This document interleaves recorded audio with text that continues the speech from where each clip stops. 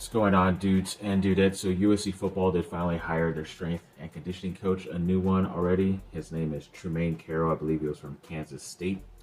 And yeah, he is now the director of football sports performance. So we'll see how he does. I know that team in Kansas State liked to run the ball quite a bit. They had a lot of big offensive linemen and very good running backs too. So hopefully he can help that side of the ball because obviously Lincoln Riley knows quarterbacks and how to throw the ball like crazy. But if you could have more of a balanced game on your offense, then it should help out the defense in total too. So looking forward to seeing what Trumain Carroll can bring for this team. And then big time recruiting update for all of football right now. So when it comes to a top player in 2026, wide receiver Booby Feaster, looks like he is down to 4 schools. He's a 6'2 receiver from Texas and USC.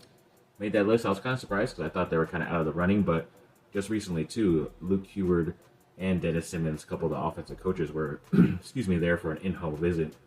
So obviously he's still a priority for him, maybe because other guys recently have selected other schools to go other places. So now he is kind of more at the top of their list. So I don't know. We'll see if he ends up choosing USC. And I think his recruitment date was July 4th. So yeah, some more fireworks there. And then 2025 Santa Margarita, California tight end Fisher Melton recently committed to USC, and it says he will be on the roster this fall. So I guess he was still a late 2025 addition. I don't know if he's exactly like a walk-on because they can still commit like this, do all that stuff. So I don't know if he has a full-on scholarship. Could be a partial one. Could be one that he still has to gain at some point while trying to find his way onto the roster. But either way, another local guy and a tight end too at that position, which is not a very necessary position that they need to fill up right now, but either way, a nice guy to have on your roster, especially a local guy, like I said. And when it comes to a top player out there, I believe it's Robert Gaithers the third. He's a 6'2", 200-pound defensive back, 4-star offensive linebacker, and he was recently putting out his offers in USC and Duke. Made that list, so hopefully he ends up at one of my 2 schools.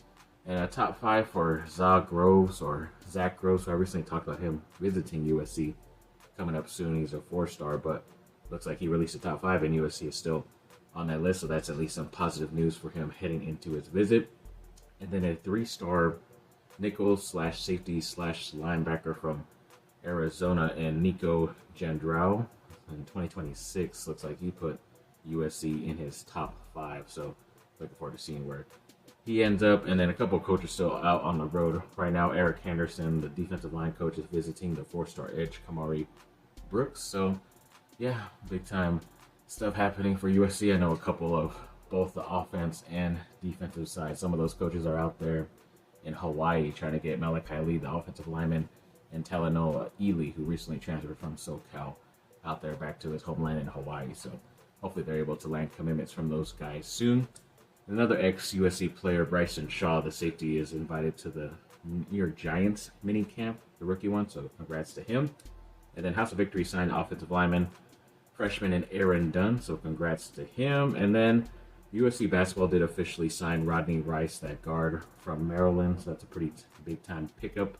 And then 247 Sports released a top 10 overall of the class of 2025, and USC's Elijah Arenas still made that top list at number 10. I know like on some other lists, like on 3, he was maybe like top 10, top 15, still on that list. So yeah, very talented player. Luckily, like I said, he still escaped that car crash with very little injuries and maybe no injuries too, which is very thankful for. So yeah, glad he's out and about. And then looks like USC was able to complete that UCLA series upset and defeating them in that 3rd game 11-5.